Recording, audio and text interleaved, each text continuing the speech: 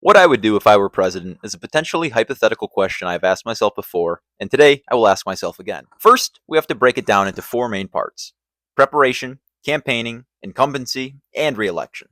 Let's get into what preparation would look like for me at the current time of recording, being a 25-year-old man. Well, it looks like waiting for 10 years to even begin, as according to Article 2, Section 1, Clause 5 of the Constitution, no person except a natural born citizen or a citizen of the United States at the time of the adoption of this Constitution shall be eligible to the office of President. Neither shall any person be eligible to that office who shall not have attained to the age of 35 years and been 14 years a resident within the United States. So for me, Jon Holmberg, I am a natural born citizen being born on U.S. soil in New York State to two American parents having also been born on U.S. soil and having American citizens for parents, who also, I'm a fourth generation American. I have also lived here my entire 25 years of life. The only caveat currently is my age. So, for our hypothetical situation, let's say I'm able to run for 2040 US presidential election. I could run in 2036, but that would be trying for the absolute earliest, which I believe could be seen as unwise by some for our thought experiment. My plans for preparation would include gathering enough money to privately fund the start of my campaign. I believe $15 million is appropriate to start a team, run seriously money-conscious advertisements, travel to necessary parts of the country, and get my name on the ballot of all 50 states. I wouldn't accept any lobby money or PACs. I wouldn't even run attached to a political party. More on that soon. I would hope to secure a leader from a Native American tribe to be my vice president. More on that soon, too. I would leave room in my campaign for others to join me along the way as well. More on that later.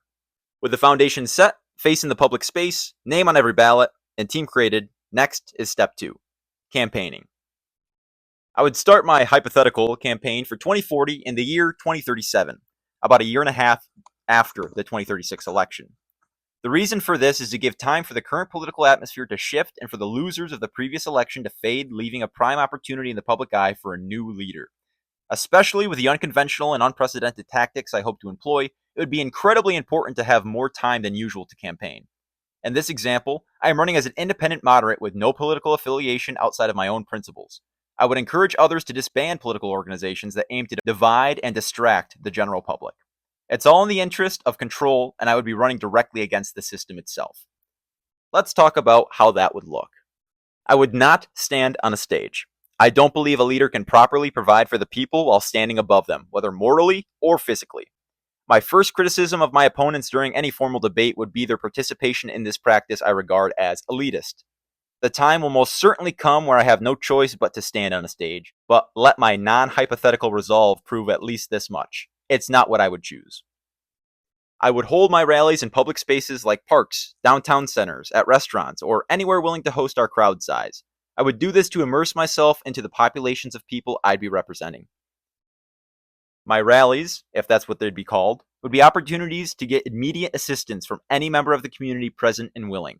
Otherwise, I would be taking questions directly from anyone wanting to ask.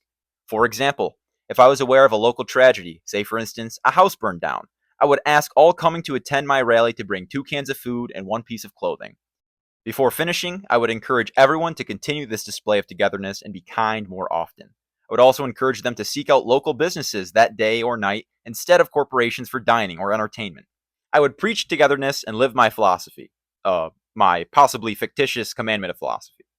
I would continue this method, going to areas impacted by poverty, natural disaster, drug abuse, lack of access to healthcare and education, mental health crises, etc., and directly work with local leaders to apply the care their area needs or at least provide relief to those in need.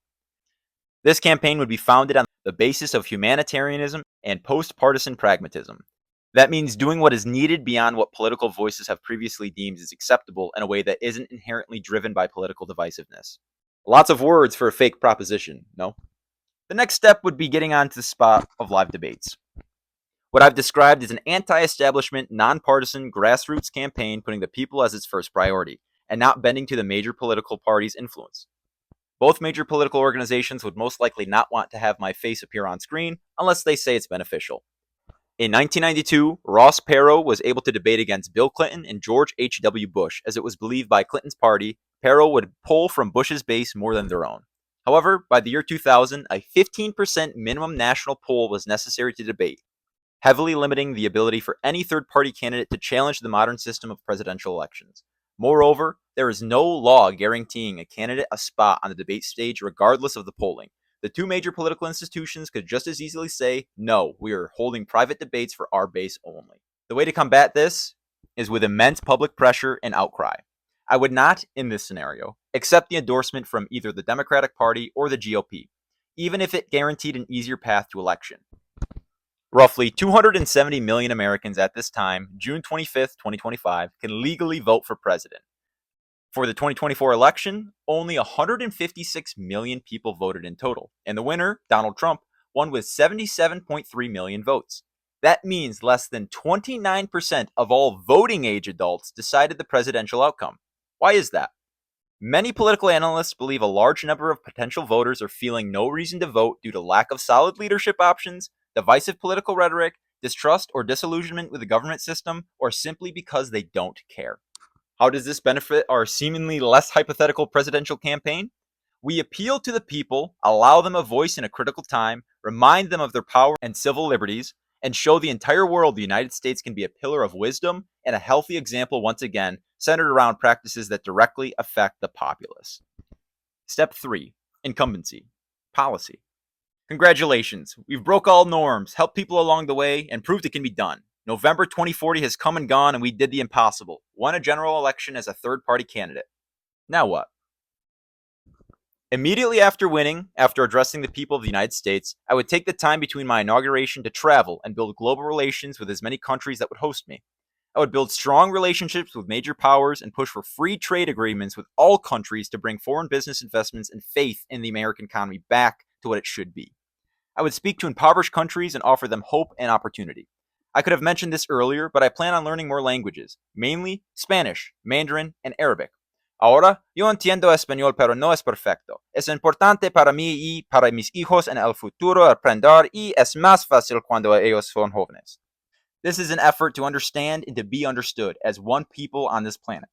We all bleed the same color. I think it would prove worthy to spend the time and learn the most spoken languages of our world. After meeting with countries between November 2040 and January 2041, I would be inaugurated sometime later that same month. This is where the foot really meets the proverbial pedal. On the steps of the Capitol, before a crowd awaiting my inauguration, this is what I would do. I would ask the current president to be the one who swears me into office. I believe this would bridge more of the divide between Americans and politics and add credibility to my effort of unifying the country. I would also swear on a copy of the Constitution, not a holy book. This is to separate the powers of church and state. I am also not a believer of any God. I am an atheist.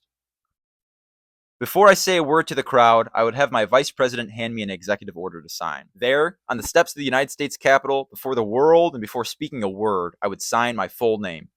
This executive order would recognize the United States' participation in the genocide of the native inhabitants of North America.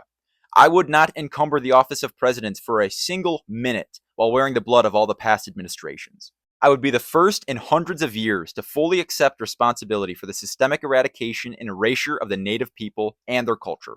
And yes, this is completely legal and within the powers of the president. From there, we do what many would not. We do what is right. These are the main policies of the exceedingly less hypothetical presidency. 1. Substantial changes to the healthcare system and an attempt at socialized healthcare, free for any American. 2. Significantly increase access to resources for veterans, especially those struggling with mental health issues. 3. Global asteroid mining initiative to extract resources for outer space infrastructure and on-Earth subsidiaries. Raise the standard of living globally without harming the environment extracting rare earth minerals.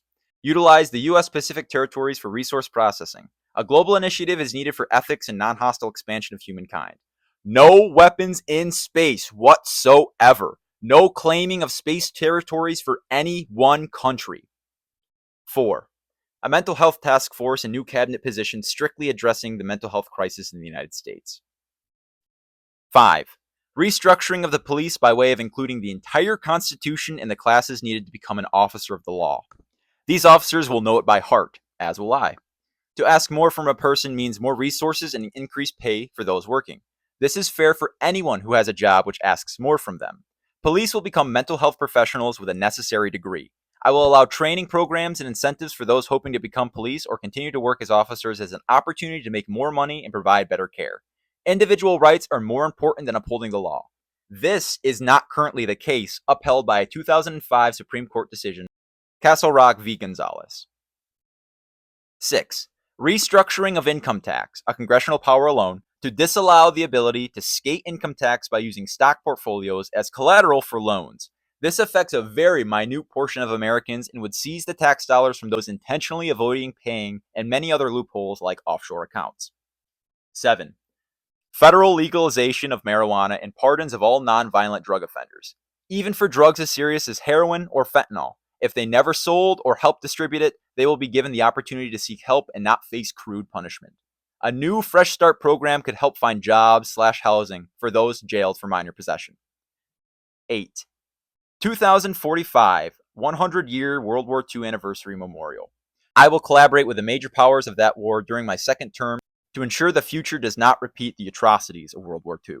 I would use this opportunity to speak before the world and call for a global day of peace, as well as begin the process of disarming nuclear weapons on a global scale. We have the capability to destroy our planet many times over. We should never use those weapons ever again, not for any reason. It will begin where it ended, celebrating the end of World War II. Afterwards, every year a new country would commemorate the Global Day of Peace, calling for a single day of reconciliation, repair, and unity for war zones. Not every country or faction on Earth will adhere, but many will, and that is what matters. 9. Investments in bleeding-edge technologies. I would place the United States at the forefront of technological advancements for the human race. I would focus on bioengineering, sustainable resource extraction, climate control, and space exploration. My proposed budget would include massive improvements to the education and science budget in our country. I believe through asteroid mining, free trade agreements in the North American Union, the United States will experience an economic boom, or at the very least, improve economic relations with the world. 10. Anti-corruption enforcement. It's clear in today's age the United States is exceedingly corrupt. I expose major corruption, political parties, and call out the individual for their malpractice in government. I would expect the midterm elections before the end of my first term to replace many of the longtime corrupt incumbents. 11. Collaboration with our neighbors. A new US, Canada, Mexico, Cuba, Dominican Republic, Haiti, Panama, etc. union for better trade, education, and a better labor market for all countries in North America. Finally, 12. Notably absent is a strict foreign policy. In 15 to 20 years, the world would look very different. It would be ignorant to say what is best for our nation's foreign policy 2 decades prior. For our video today, I have left out some things I would hope to accomplish as president. To truly progress how humanity is intended to, we must come together as one people on our planet to ensure the continuation of our species. Let's now get into our final part, the re-election. I would continue throughout my first term as president to host rallies as I had before. This time, however, with the powers and resources of the office of president. I would not stand on a stage still. I would enter into communities to help and offer relief. I would find time to enjoy the public and spend time sharing meals with the American public. How enchanting it would be for a coffee shop worker to find the United States president wants to share a drink and hear about their day. To truly provide for the people is to understand what they need. If all goes well, I will continue into my second term as I did my first, furthering my same efforts. New challenges would arise, new opponents would prevail, but I will remain steadfast in my endeavors to do as much good as I can. I would not create my own political party. However, I would work to increase the integrity of third parties. I would not enjoy centering myself at the peak of a political party, as I don't believe I'm a perfect person or should be idolized in that way. No one really should, as we forget who we are and overlook shortcomings. I would endorse my vice president to run after me on one severe stipulation. They are not to allow their next vice president to run for president. Concerns I had during the 2024 election are political dynasties. Kamala Harris was a vice president of a former vice president running for president. I believe some of the reasons she had lost was because people were upset with how that looked, and it was indeed furthering the political dynasty set by Barack Obama in 2008. Besides that, I would not endorse any political candidate after my presidency. I would recede from the spotlight and work to further the integration of technological advancements into our modern society. I would spend the rest of my life working to further the understanding of our universe, not as a politician, but as a man, not as an American, but as a humble inhabitant of planet Earth. As I am sure anybody would, there are many questions to ask, so please, do. But only if I can ask you this. As this situation seems less and less hypothetical, would you, dear viewer, vote for this president? In the year 2040, I hope you can. Thank you for watching, and remember, It's not just a possibility, it's a responsibility. Vote Jon Holmberg 2040. Of the people, by the people, for the people. Thank you.